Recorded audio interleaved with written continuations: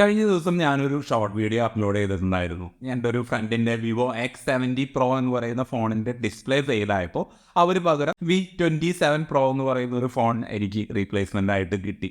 So ആ ഒരു ഫോണിൻ്റെ റിവ്യൂ ആവശ്യമുള്ളവർ കമൻ്റായിട്ട് അറിയിക്കാനാണ് ഞാൻ ആ ഒരു ഷോർട്ട് വീഡിയോയിൽ പറയുന്നത്. പക്ഷേ എനിക്ക് ഇൻസ്റ്റാഗ്രാമിലും ഫേസ്ബുക്കിലും ഏറ്റവും കൂടുതൽ ചോദ്യങ്ങൾ കിട്ടിയത് ഇതെങ്ങനെയാണ് പോസിബിൾ ആയത്, എന്താണ് അവിടെ നടന്നത് എന്നുള്ള അതാണ് എല്ലാവർക്കും അറിയേണ്ടത്. സോ ഞാൻ കരുതി എന്നാൽ പിന്നെ അതൊരു വീഡിയോ ആയിട്ട് ചെയ്യാമെന്ന് കരുതി.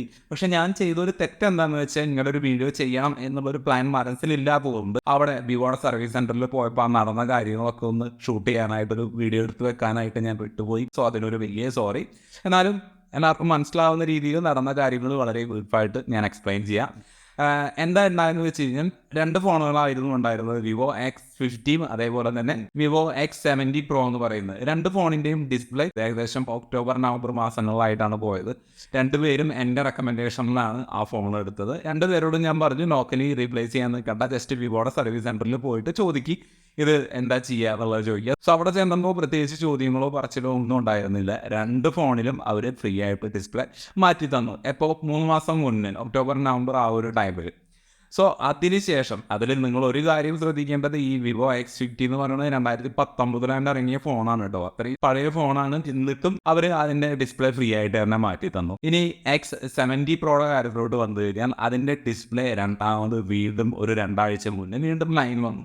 സോ എന്താ ചെയ്യുക, ഒന്നും ചെയ്യാറില്ല. വീണ്ടും ഞങ്ങൾ സർവീസ് സെൻറ്ററിലോട്ട് പോയി. അവിടെ ചെന്നപ്പോൾ അവർ പറഞ്ഞു നോക്കട്ടെ, ഡിസ്പ്ലേ മാറ്റി തരാനുള്ള ഓപ്ഷൻ ഉണ്ടെങ്കിൽ അതങ്ങനെ ചെയ്യാമെന്ന് പറഞ്ഞിട്ട് ഞങ്ങൾ അങ്ങോട്ട് പോന്നു. ഫോൺ അവരവിടെ സറണ്ടർ ചെയ്തു. ബാക്കി കാര്യങ്ങളെല്ലാം വിളിച്ച് പറയാമെന്ന് പറഞ്ഞു. അവിടെ നിന്ന് 2 ദിവസം കഴിഞ്ഞപ്പോൾ അവർ വിളിച്ചിട്ട് പറഞ്ഞു ഈ ഒരു ഇഷ്യൂ വിവോയിലേക്ക് റിപ്പോർട്ട് ചെയ്തപ്പോൾ 3 ഓപ്ഷനാണ് വിവോ നമുക്ക് മുന്നിൽ വെച്ചിട്ടുള്ളത്, അതിലേത് വേണമെങ്കിലും നമുക്ക് എടുക്കാമെന്ന് പറഞ്ഞു. അതിലൊന്ന് എന്ന് പറയുന്നത് അതിൻ്റെ ഡിസ്പ്ലേ കംപ്ലീറ്റ്ലി മാറ്റുക, എന്നിട്ട് പഴയ പോലെ തന്നെ നമുക്ക് ആ ഒരു ഫോൺ വരിക. പക്ഷേ ഇനി മാറ്റി കഴിഞ്ഞാൽ വീണ്ടും ഡിസ്പ്ലേയിൽ ലൈൻ വന്നു കഴിഞ്ഞാൽ അതിന് വിവോ ഉത്തരവാദികളായിരിക്കില്ല, ഇനിയൊരു ഡിസ്പ്ലേ റീപ്ലേസ്മെൻറ്റ് ഉണ്ടായിരിക്കില്ല, 3ാമതൊരു തവണയും കൂടി ഇനി അവർ ചെയ്യില്ല എന്ന് പറഞ്ഞു.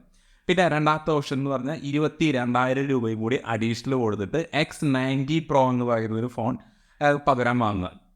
ആ ഒരു ഫോണിന് ഏകദേശം 40,000 രൂപയ്ക്ക് മുകളിൽ എപ്പോഴും റേറ്റ് ഉണ്ട്. എന്നിരുന്നാലും 22,000 രൂപ കൊടുക്കുക, പകരം X90 Pro എന്ന് പറയുന്ന ആ ഒരു ഫോൺ ഇങ്ങോട്ട് വാങ്ങുക. അതായിരുന്നു സെക്കൻഡ് ഓപ്ഷൻ. തേർഡ് ഓപ്ഷനാണ് വിവോ V27 Pro എന്ന് പറയുന്ന ഒരു ഫോൺ നമുക്ക് തരും. അതിന് അഡീഷണൽ ചാർജോ കാര്യങ്ങളോ ഒന്നുമില്ല. നമ്മൾ ഈ ഒരു ഫോൺ അങ്ങോട്ട് കൊടുക്കുക, ആ ഒരു ഫോൺ ഇങ്ങോട്ട് വാങ്ങുക. സോ ഇവനും എന്നെ വിളിച്ചു, എൻ്റെ ഫ്രണ്ട് എന്നെ വിളിച്ചു, എന്താ ചെയ്യേണ്ടതെന്ന് ചോദിച്ചു.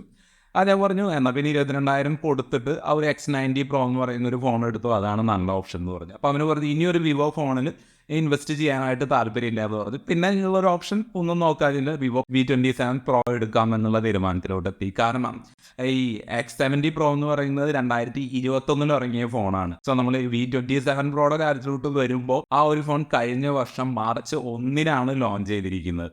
സോ എന്തുകൊണ്ടും നല്ലൊരു വൈസ് ചോയ്സ് എനിക്ക് തോന്നി ഇതാണ്, ഈ ഒരു V27 Pro എടുക്കാമെന്നുള്ളതാണ്. ഞാൻ അവനോട് പറഞ്ഞു, അവനും ആ ഒരു ഓപ്ഷനായിട്ട് മുന്നോട്ട് പോയി. സോ ഞങ്ങൾ 2 പേരും അങ്ങോട്ട് പോയി. അവിടെ ചെന്നപ്പോൾ അവർ നമ്മളുടെ ഫോൺ അങ്ങോട്ട് വാങ്ങി വെച്ചു. പകരം നമ്മളുടെ മുന്നിൽ വെച്ചിട്ട് തന്നെ വിവോ V27 Proയുടെ ബോക്സ് പൊട്ടിച്ചു. അതിൻ്റെ ഉള്ളിൽ നിന്ന് ഫോൺ മാത്രം നമുക്ക് തന്നു. അതിൻ്റെ കേസോ ചാർജറോ സ്റ്റിക്കറുകളോ വാറണ്ടി കാർഡുകളോ ഒന്നും തന്നില്ല. 3 മാസത്തെ വാറണ്ടിയാണ്, 90 ദിവസത്തെ വാറണ്ടിയാണ് ഈ V27 Proയ്ക്ക് അവർ പറയുന്നത്. പകരം നമ്മളുടെ ഫോൺ അങ്ങോട്ട് കൊടുത്തു. ഈ X70 Pro എന്ന് പറയുന്ന ഫോൺ അങ്ങോട്ട് കൊടുത്തു. അതിൻ്റെയും ചാർജറോ ബോക്സോ ഒന്നും അവർ അങ്ങോട്ടും വാങ്ങിയില്ല. സോ ഫോൺ കൊടുത്തു, ഫോൺ വാങ്ങി. അപ്പോൾ അതാണ് അവിടെ ഉണ്ടായ ഒരു കാര്യം എന്ന് പറയുന്നത്. ഇതിപ്പോൾ നമുക്ക് നോർമൽ X70 എന്ന് പറയുന്ന ഒരു ഫോണാണെന്നുണ്ടെങ്കിൽ നമുക്ക് അവർ പകരം തരാൻ പോകുന്നത് വിവോ V27 ആണ്, പ്രോ മോഡലല്ല. എൻ്റെ കയ്യിലുള്ള വേരിയൻ്റ് എക്സാക്റ്റ് ഏതാണോ അതിൻ്റെ മറ്റൊരു വേരിയൻ്റാണ് തരിക. അതായത് പ്രോ മോഡലാണെന്നുണ്ടെങ്കിൽ നമുക്ക് തരാവുന്നതും പ്രോ മോഡൽ തന്നെയായിരിക്കും.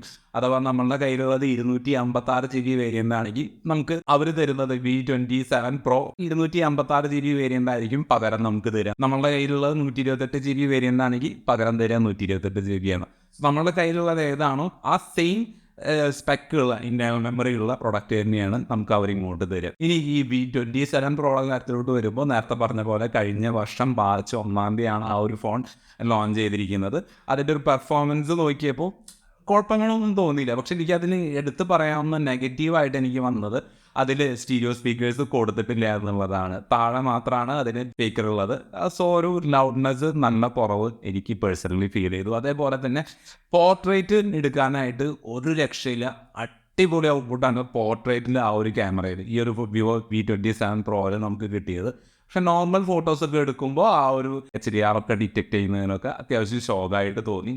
സോ വിവോ X70 Pro എന്ന് പറയുന്ന ഒരു ഫോൺ കൊടുത്തിട്ട് ഈ ഒരു ഫോൺ വാങ്ങിയപ്പോൾ ക്യാമറയുടെ കാര്യത്തിലും അതേപോലെ തന്നെ പെർഫോമൻസിൻ്റെ കാര്യത്തിലും കുറച്ച് ഡൗൺ ആണ്. പക്ഷെ ആ ഒരു ടൈം പീരീഡ് 3 വർഷത്തെ ടൈം പീരീഡ് എന്ന് പറയുമ്പോൾ ഓക്കെ അഡ്ജസ്റ്റബിൾ ആണ് എന്ന് തോന്നി.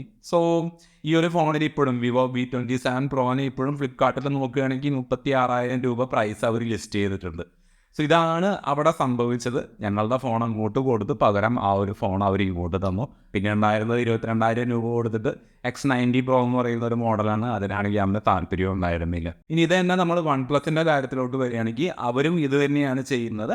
ആ ഒരു ഡിസ്പ്ലേ നമുക്ക് ലൈഫ് ടൈം വാറണ്ടി അവർ കൊടുത്തിട്ടുണ്ട്. ശരിക്കും ഒരു സർക്കുലർ OnePlusൻ്റെ സൈഡിൽ നിന്ന് വന്നിട്ടുണ്ട്. പലർക്കും OnePlus ഫോണുകൾ എടുക്കാനായിട്ട് ഭയങ്കര പേടിയാണ്. എന്നെ സംബന്ധിച്ചിടത്തോളം എന്നോട് ചോദിക്കുകയാണെങ്കിൽ OnePlus ഫോണുകൾ നിങ്ങൾ ധൈര്യമായിട്ട് എടുത്തോളൂ. കാരണം അതിനൊരു സൊല്യൂഷൻ ലൈഫ് ടൈം കിട്ടുമെന്നുള്ളത് അവർ ഓൾറെഡി സർക്കുലർ ഇറക്കി കഴിഞ്ഞു. ഈ വിവോ പോലുള്ള മറ്റ് കമ്പനികൾ സംഭവം മാറ്റി കൊടുക്കുന്നുണ്ടെങ്കിലും അതിന് പ്രോപ്പറായിട്ടുള്ള ഒരു സർക്കുലറോ അല്ലെങ്കിൽ ഒരു റിപ്ലൈ വിവോയുടെ സൈഡിൽ നിന്ന് അല്ലെങ്കിൽ മറ്റേത് കമ്പനിയുടെ സൈഡിൽ നിന്നാണെങ്കിലും വന്നിട്ടുണ്ട് എന്നുള്ളത് ഞാൻ കേട്ടിട്ടില്ല. ഇനി നിങ്ങൾക്ക് അറിയാമെങ്കിൽ അത് എന്താണെന്നുള്ളത് ഒന്ന് അറിയിക്കാൻ എനിക്ക് കൂടി അറിയാൻ വേണ്ടിയിട്ടാണ്.